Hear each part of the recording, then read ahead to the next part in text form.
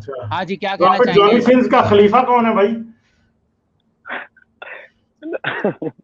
Hello hello sir, कैसे हैं?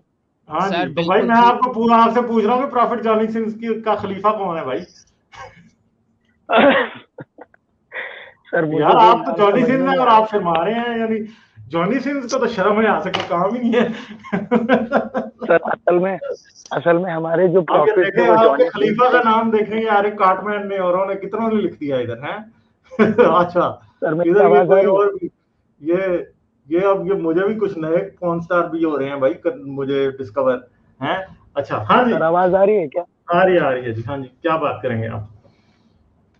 वही सर मैं कह रहा था, हमारे जो प्रॉफिट थे वो जॉनी सिंह से कम थोड़ी थे। अच्छा। मेरे ख्याल में जॉनी अच्छा, सिंह एलिया साहब ने कोरिया मेरी फिल्म का सुन ली, एक्टर है मेरा ना? मैसेज पढ़ लिया, मैं थैंक यू बोलना चाहता हूँ। जी जी, अब भाई मुझे लग रहा है ये जो आपने जॉनी नाम सिंस जो बताया, है वो मुझे लग रहा है तमिल फिल्मों कोरियन। का हीरो है भाई। नहीं नहीं, कोरियन फिल्म का एक्शन हीरो आई थिंक, मेरे ख्याल अच्छा में एक्शन हीरो है ये। अच्छा अच्छा अच्छा, हाँ जी। वो सबको हाँ पता है कौन है। हाँ, अच्छा और मैं कहता हूँ कि वो इसने इतने रोल्स किए हैं कि रश्क आता है। डॉक्टर भी इसका रोल हाँ, है, कारपेंटर तो बहुत ज्यादा है। बहरहाल, आप क्या बोलना नंबर। चाहेंगे? सबसे 18 ज्यादा प्लस ना हो नंबर। जाए शो जी। अच्छा गालिब साहब, हाँ जी, सबसे पहले तो लेट हो गया, मैं सबको, आप दोनों को ईद की बहुत बहुत मुबारकबाद देना चाहता हूँ। चलें जी, आपको भी ईद मुबारक जी। और मैं हाँ ये कहना चाहता हूँ कि देखो, मैं तो एथियस्ट हूँ, मेरे घर में सब मुस्लिम फैमिली से ही है।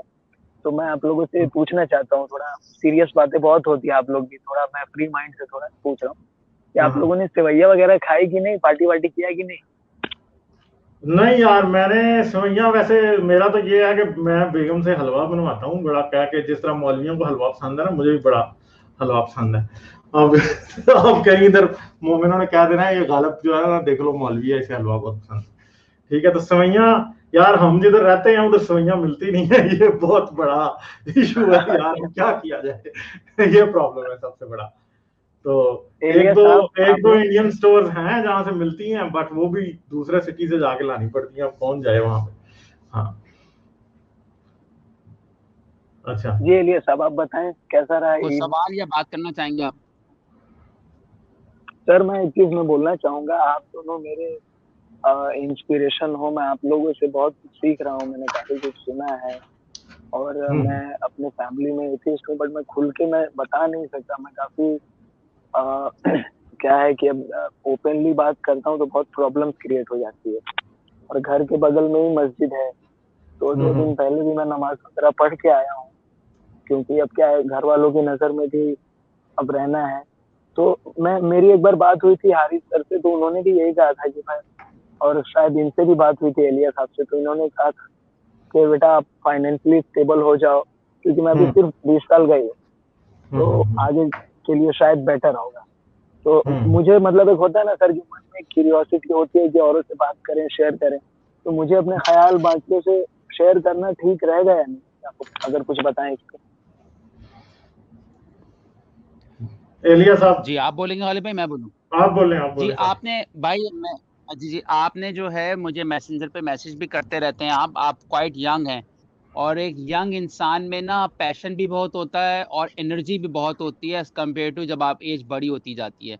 आप सर, इतना है कि आपको मेडल नहीं मिलना। आप अपने घर वालों को अगर बताते हो एथियस का, मैंने अपने घर में नहीं बताया, मैं बड़ा खुश रहता हूँ ना बताकर, क्योंकि आप उनको चेंज करना तो बहुत ही मुश्किल है, लेकिन वो आपके दुश्मन जरूर हो जाएंगे और आपको हर दिन जज करेंगे और आपकी लाइफ को मजीद बर्बाद कर देंगे। तो आप हमेशा, जब तक आप इंडिपेंडेंट ना हो, मेरे ख्याल में अंडर क्लोजेट रहना जरूरी है। खास तौर पे आप अगर इंडिया पाकिस्तान में रहते हो, बाहर रहते हो, सिचुएशन डिफरेंट है। तो सबसे अच्छा है कि आप बिल्कुल भी ना बताओ अगर वो जो आपसे बोलते हैं। ये मेरा एक पर्सनल एक्सपीरियंस है कि आप, you don't have to lose your friends and family. ये ज्यादा कीमती हैं आपके एथियज्म से ना, ज्यादा कीमती इंसान है। एथियज्म मेरे नजर में सेकेंडरी है, पहले तो आपकी हम्म बीवी, बहन, भाई, दोस्त सबसे इंपॉर्टेंट है। ये खो जाते हैं इस मजहब के चक्कर में। आप अपनी बुक्स पढ़ो, अपनी अच्छी तालीम हासिल करो और बड़े आदमी बनो, यही आपके लिए मैसेज है। बट मेडल नहीं मिलेगा घर में आपको बताकर। अच्छा, एलिया हाँ जी। साहब बिल्कुल। मुझसे ना एक गलती हो गई सर, गलती ये हो गई, शायद मैंने मैसेंजर पे आपको मैसेज भी किया था, तो आप बिजी रहे होंगे इसलिए आपने रिप्लाई नहीं किया।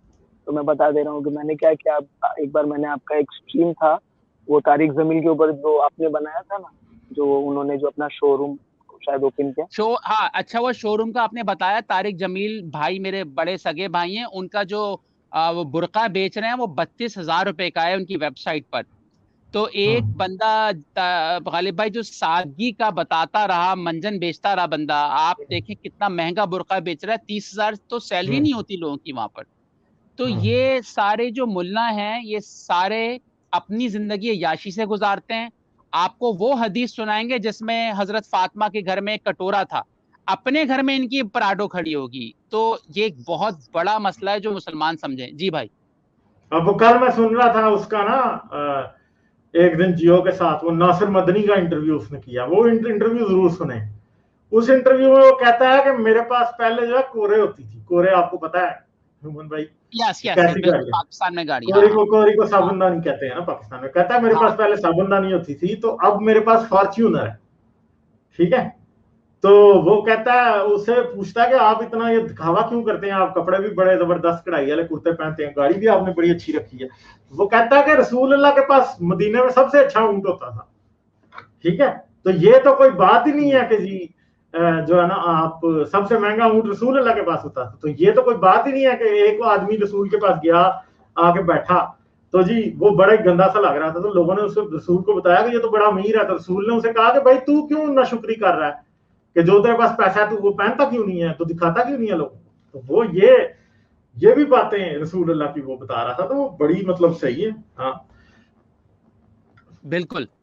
और ये भी झूठ बात फैलाई गई है कि हजूर का जो कमरा था वो या हजरत फातिमा का के अगर लेटते थे तो दीवार से पैर लगते थे, इतना छोटा। ऐसा कैसे हो सकता है? जैसे आज हमने इतनी जंग का जो सामान आ रहा है, ऊंट मिल रहे हैं आपको, बकरे मिल रहे हैं, लौंडियां मिल रही हैं, तो आप इतने गरीब कैसे हो सकते हो? तो दिनार भी मिलते होंगे। तो ये एक बहुत ही झूठ फैलाई गई है बात हजूर की गुर्बत के बारे में। It is not prove.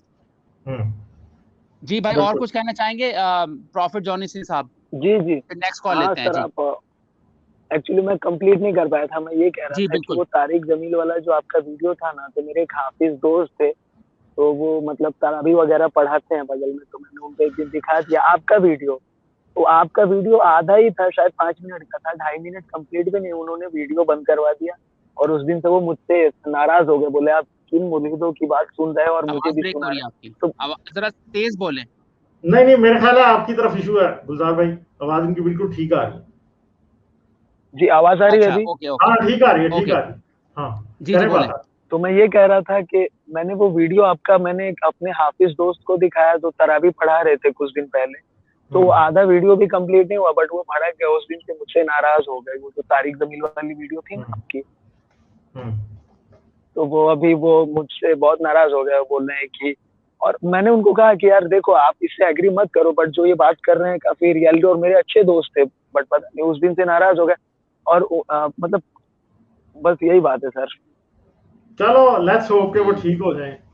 आइंदा ऐसे गलती मत कीजिएगा। हाँ लोगों से बहस ना करें यार, अपने आप को बचाएं। ठीक है चलें, ठीक है, सही है। ठीक है sir, okay bye. Thank you. और आप यंग भी बहुत हो। चले, थैंक यू।